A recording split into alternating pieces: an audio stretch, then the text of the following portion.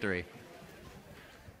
Thanks, Riv. Gentlemen, I want to start off in Champion Select because once again, we see the Olaf come through for TSM, and it seemed even more effective this time around. Okay, so that's a fair point. Very effective this time around. Freak, you're an 80 carry. Yeah. Gravity, they decide to pick up Ashe, having seen Olaf the previous 2 games. It's still up this game. High likelihood that Dyrus plays it again. Yes. You have to be some kind of masochist to run Ashe into Olaf, I think. Unless it's there's some kind of crazy team comp that it's absolutely amazing for. I mean, yeah, there's a lot of ways to think about this. So yes, on an individual level, and I actually tweeted it out as well when the Champ Select ended, like picking Ashe when you see Olaf coming, you know it's coming out, is really scary. And they didn't even pick like a good lane matchup like a Maokai, like something to bully the champion out as well.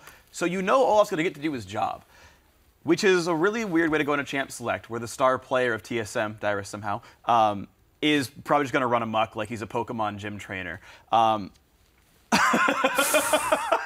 But oh my God. But seriously, like, it was going fine. It was going great till then. You were making a really fantastic analytical point, and then you had to go and ruin it like that. Kobe, here's your pen back. Thank you. All right, continue. No, but so on that front, on the oh my God, it's Olaf front, yes, very, very bad for Gravity. What I will say though is in any like moderately okay like gold lead sort of game, Olaf will be split pushing, and he has to TP into stuff. And so if you arrow in or Maokai in and then Shockwave, you catch 2 or 3 people, and on equal gold, that comp is enough damage. Now, when you're down 15K, no, it's not enough damage anymore. No crap, no comp is. But if like in a game where you're down 10K, the comp sucks. In a game where you're not down 10K, it's probably okay. I do want to move ahead then into the gold lead that was created pretty early, because in the last 2 games, we've really hammered the idea of the early game between these 2 teams being so extremely important. We want to use our replay to get into this. So Kobe, I'm throwing it to you. The first blood here in the early game that kind of set TSM off on the right foot. Right, so this one was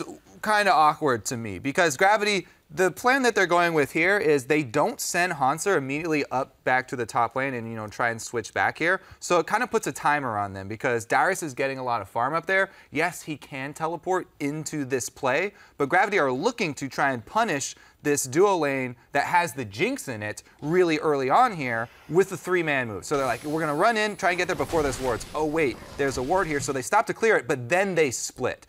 At this point, all 3 members split. If you look at the minimap, they can move down and still try and cut off Turtle and force the teleport from Dyrus.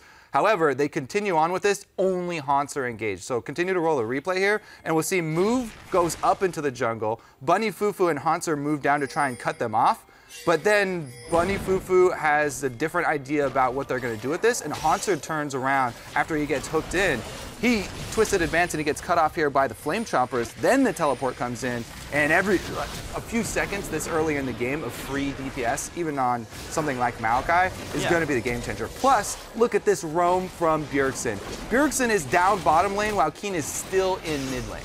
He made the entire trip there, and it was Gravity, the team that initiated this whole move down bottom. It's Gravity who sent 4 people down bottom to try and cut off the Jinx, and they're the ones, they don't even have the mid laner down there. They're completely outnumbered. Move was going up into the jungle while the Alistar and Maokai were going down to cut them off. It just seemed like the communication completely broke down for Gravity. Yeah, and if you think about just even like the game theory behind it, like you know Olaf can TP, you know mid lanes are right now equal. If Nidalee's in bottom jungle, it is a 4v4 at worst, yeah, so like it's okay. Remember, there's a 3.5-second channel time on teleport. Right. So even if Dyrus reacts, you've got that 3.5 seconds I said was so important. If you go right away. Of DPS time. Yeah. Again, so yeah, it would have worked. Misplayed, bad by move.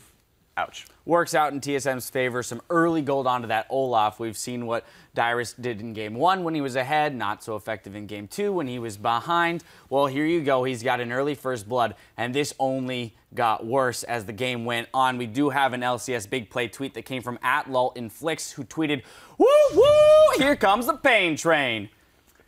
Oh man, and it's Brolaf too, which makes it so fitting. This is absolutely wonderful here. So it starts out, you know, Gravity doing normal stuff, trying to engage on, but you know what? There's a little guy called Dyrus on Olaf on the side, and he gets onto Altec. And exhaust doesn't matter; it lowers his damage output like 25%, which matters a little. But you just that's the problem is he's so disruptive to the team composition. It's a front-loaded AoE burst team from Gravity. And when there's a backline threat that's disruptive that gets past all the CC, he just kills everyone. Oh, it's just a massacre. They all run into the dragon pit, and it's like those wrestling actors in WWE where they're trying to get out of the pit, and just getting beat down from the outside. But Lesboy lands a great hook onto Keen. It is worth saying that a Jinx Olaf team comp is really snowballing, and if they get ahead, then they're going to have plays like this where they just steamroll over their opponents. But getting trapped in the dragon pit right there was brutal. Much more decisive game from TSM this time around. Third time we've seen Olaf coupled with that Lulu. So TSM still very much showing their strategy. The question is, does Gravity have an answer to that? Because they've been beaten by that strategy twice. I think we'll find out soon enough. Ban Olaf, that's one. That's one way to do it. Or find Hanser a matchup you can win. Hey, and maybe they'll drop that Diana ban that is kind of been sitting there nebulously, as we don't know exactly whether or not TSM would even play it if it were an option. I'd drop Callista, personally. I think that's a ban you can also drop off. I know Altec hasn't played it the entire split long, but you got to drop something for the Olaf ban unless you have a counter pick, which we've seen they don't have.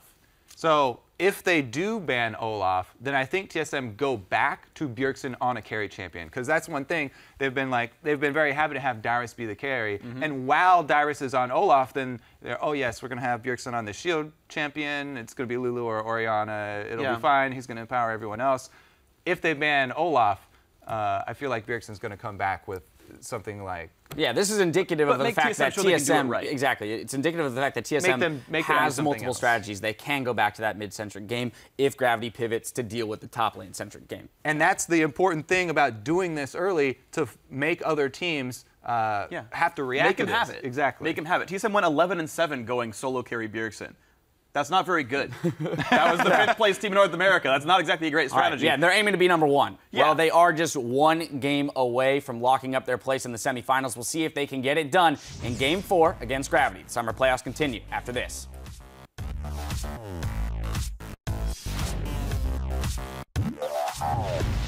Be decisive about dragon fights, okay? Yeah. You have a really strong team fight comp. Make use of it and call out Ashe arrows, okay? Don't be as passive as last game. If we see them, don't let them run you over. If we see them, just poke them. Triple kill for Dyrus, looking for the Penta. That's going to be a kill for Turtle. It could still be the Quadra. That's a dropping Spider.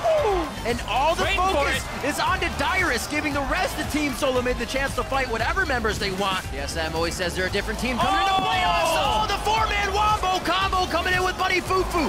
TSM put themselves up 1 game and gained point in the series versus Gravity.